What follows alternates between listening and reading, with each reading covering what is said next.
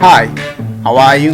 I'm sure you're doing amazing today, as I am doing amazing too. My name is Elton, and today we're going to be looking at how to design a business plan. And on designing a business plan, we're going to be looking at the business plan outline. So, without wasting no time, let's jump straight to it then.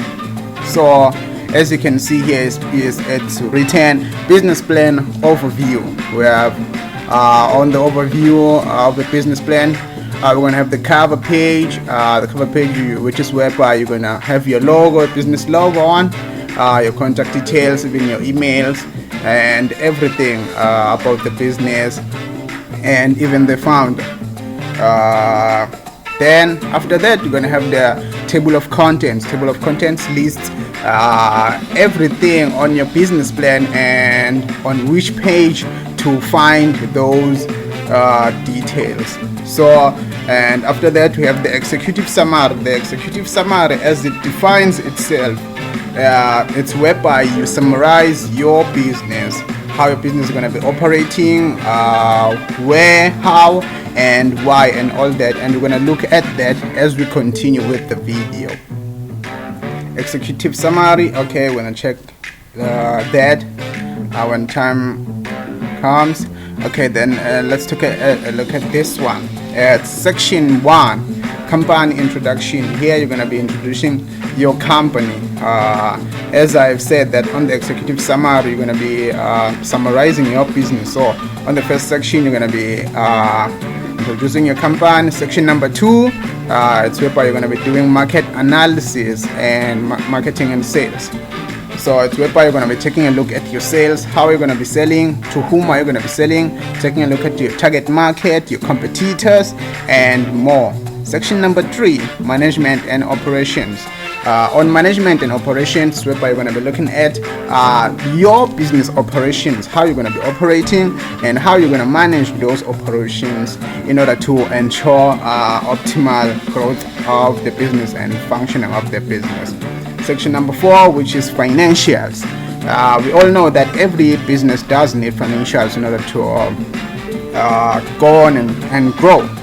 So it's common sense, that one. How much are you going to need and how much are you going to profit if you're going to be applying for funding. As I've just said, how much are you going to need and how much are you going to profit, and how are you planning on paying back those sums of money borrowed.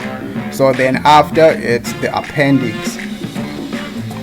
Then let's jump straight to it then. Section number 1, company introduction. Introduce and describe your company. How, why was your company formed? How long has your company been in operation? Where the company is located and what is its legal entity. So here you're going to be summarizing your business, why and how are you going to operate.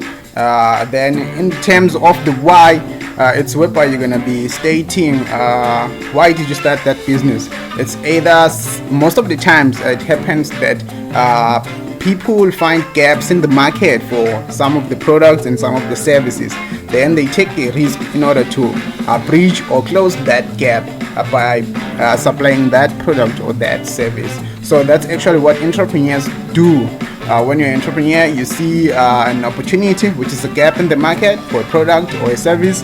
Then you close that gap by providing that service or product. So that's what being an entrepreneur is, and you're taking a risk to take it into your own consideration that you want to close that gap. So you may want to highlight the following elements within this section. Overview of company history or capabilities. You're going to list your company history and its capabilities. If it's already existing, you're going to state when did it start, how is it operating now, and capabilities, what can it do, and how are you planning on growing from where you are now. Local location and hours, legal entity. So this is whereby you're going to state when are you going to be working, your working hours, and your legal entity, if it's a private company or corporation or a CC, there are many types of entities, or maybe a private organization, or maybe a non-profit organization. To mission and vision, you're going to state your mission and vision. What are you trying to fill? Which gap are you trying to fill in the market? What are you trying to do actually with that business? Because business has to have a purpose in order for it to function very well in this economic environment of today. So, and intellectual property status, patents and copyrights. Here you're going to state the things that you're going to have to register as patents. Your patents are your copyrights, inventions, publications, and more. So you're going to state that it all boils on how your business is going to operate and what your business is going to be focusing on. So you can research more on that. I do researches a lot if I don't maybe understand something. So I'm helping you here, and I'm helping you help you. So yeah, let's just continue there.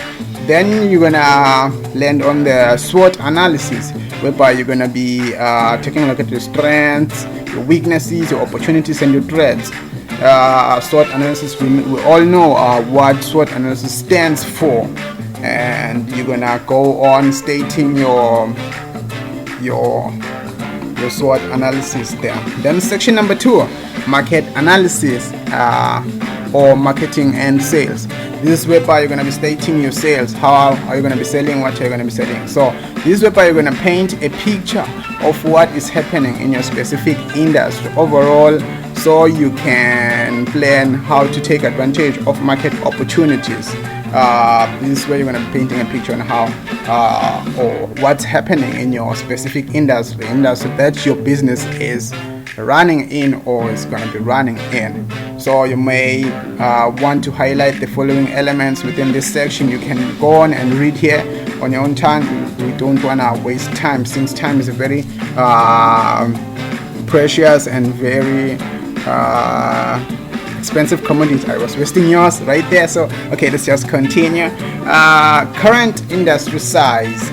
You're going to look at the current industry size. How big is the industry that you want to operate in? The status, what's the status of the industry, and the trends, what's trending right now in that type of industry. And on trends, you better make sure that you're going to be focusing on those trends to make sure that your business succeeds, because trends are what people favor the most. So it may be the service that they favor the most, or the products they favor the most, and that means those are the very same products people are going to go for. That then that means success for your business. So you're going to have to include that too.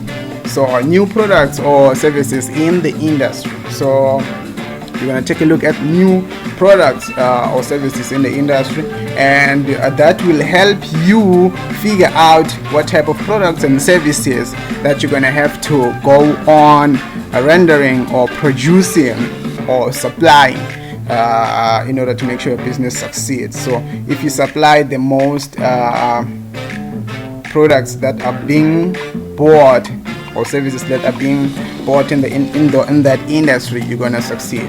So trade association that supports your product or services, potentially a great resource of industry and market information.